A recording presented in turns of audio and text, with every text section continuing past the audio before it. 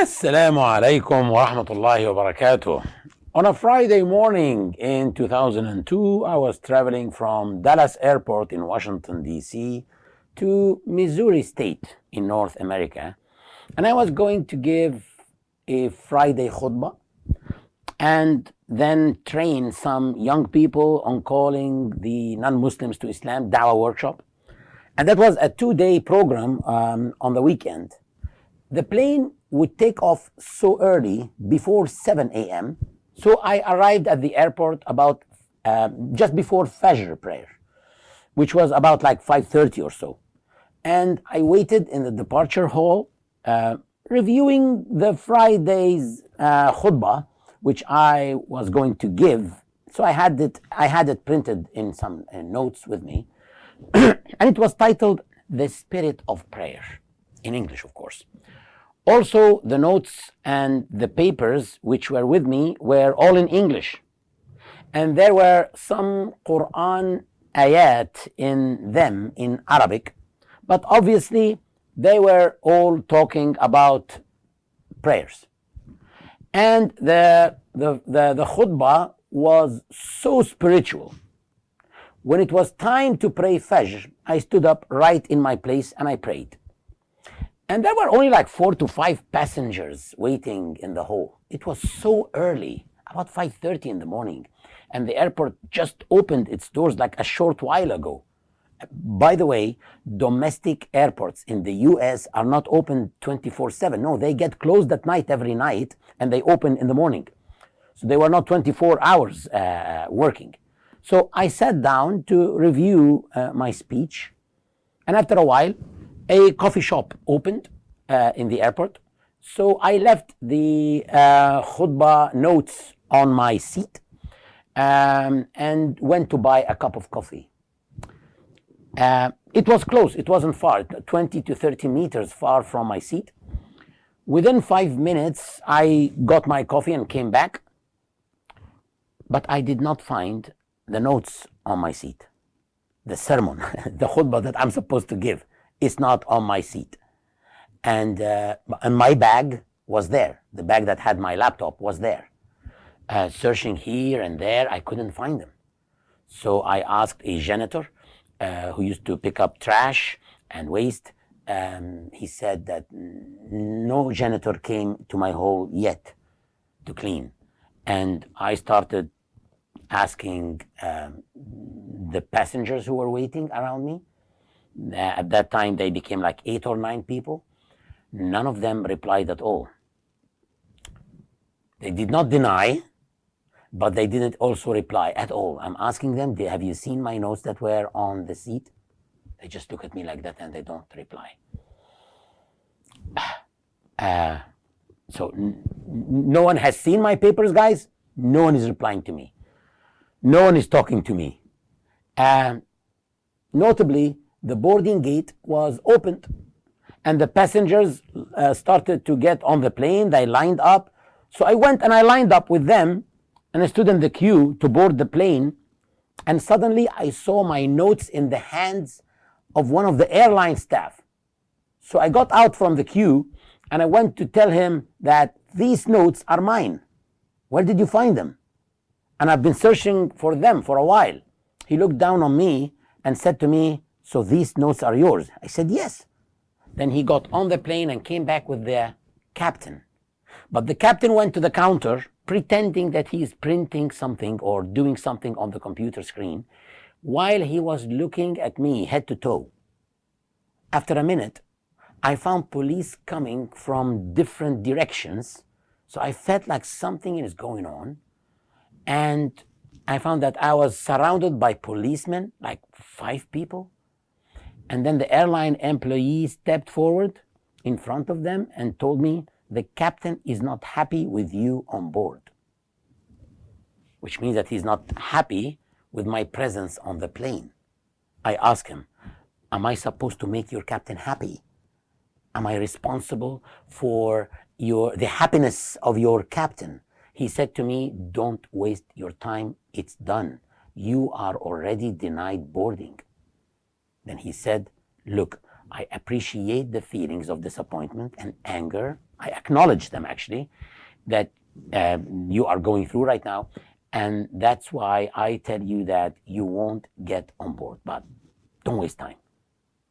For that reason, they of course brought the police to tell me that there must be policemen around the passenger, so that if the passenger gets agitated, the police will take control of him.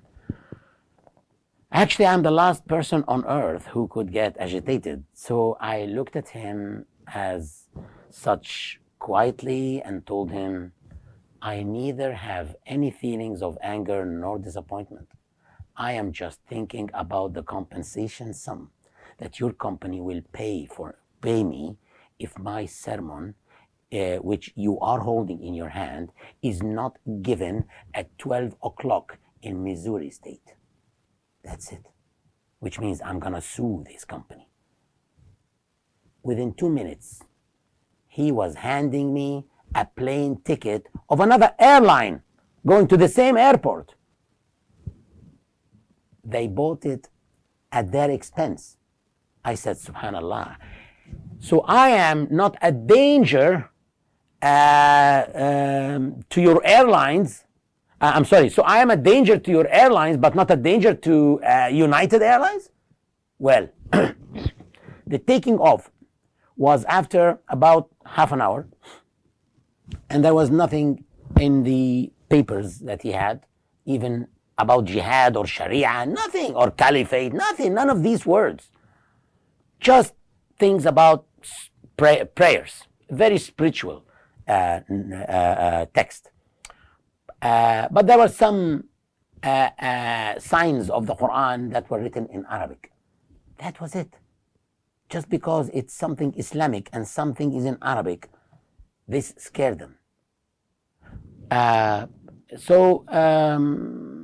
That's what I learned from some people who work in the security of the airport. It's the Arabic words that made them afraid. On the plane, I just got surprised by what I did not expect to happen. I always used to put in my shirt, in my pocket here, an MP3 recorder to record my speech. At that time, there was no YouTube yet. It was Allah's decree that the recorder was on unintentionally, and the entire argument between the plane crew and myself was recorded. Then I met a specialist, a lawyer who is specialized in cases of discrimination and persecution and racial discrimination. And I told him that I knew that any recording without the authorities' permission will not be recognized as evidence in court, but this is a recording that maybe it can help him. And it happened to be recording at that time.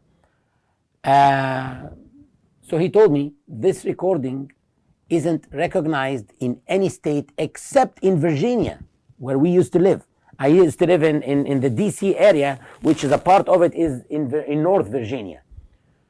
And he said, only in North Virginia, this is recognized under one condition, that none of the parties knew that it was recording.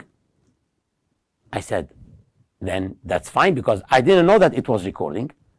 So he said, this way it will be accepted, because this is how they even investigated Bill Clinton in the sexual harassment suit in Virginia, because no parties knew that there was some type of recording happening.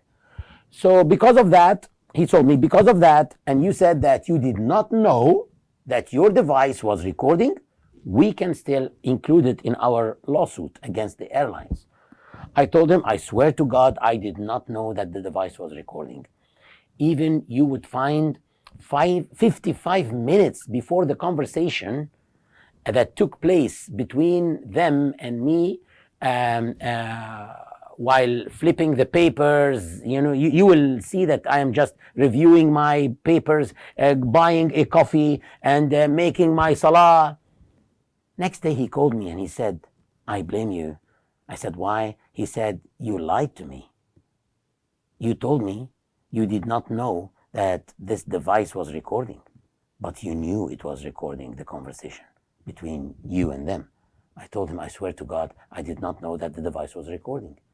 He said, that's impossible. No one will believe that. Your tone of voice was so quiet. You were told you would not get on board. You are denied boarding, but you were not angry or upset in the least. No judge will believe that at all. That you did not know that you were recording them. It is not, it's a normal to feel some discomfort, but you didn't sound any discomfortable. So I said to myself, well, this is the chance to do some da'wah to this lawyer. He was a non-Muslim lawyer. I told him, then let me explain the 6 articles of faith in Islam. And of course, one of them is the divine destiny, al-qadr. It's goodness and badness, you have to accept. Sweetness and bitterness, you have to accept. And I asked him, who knows whether what is going on is really good or really bad? So if we don't know what's happening is really good and really bad, why do we exaggerate in our feelings of happiness or sadness? To believe in the divine destiny is to exchange those 2 feelings, the happiness and sadness, with the feeling of acceptance and contentment. So I prefer not to be pleased with that rather and get sad and so on. Anyway, he told me this is really deep, but it won't be recognized by a judge. The story has details, but of course I have to be conservative about it in order not to cause any harm for anyone, because there are still people who are involved in this that are still there in the Muslim community and in these, organizations that were trying to help me sue the airlines, and they may be harmed by my speech. So I would put some reservations on telling the rest, and because I had to withdraw my lawsuit from court because there was some pressure put on me. But the lesson I learned is that you may make a mistake that causes you big trouble, and you may embroil in trouble without making any mistake or anything. Here you should know that God is testing your patience and faith. Allah is the Most High, and He said, do people think that they will be left to say, we believe, without being tested? So everything that is happening to you is a test. Calm down and deal with any test with wisdom and patience. Allah said, yet certainly we have tested those before them. Thus Allah will surely know the truthful, and He will surely know the liars.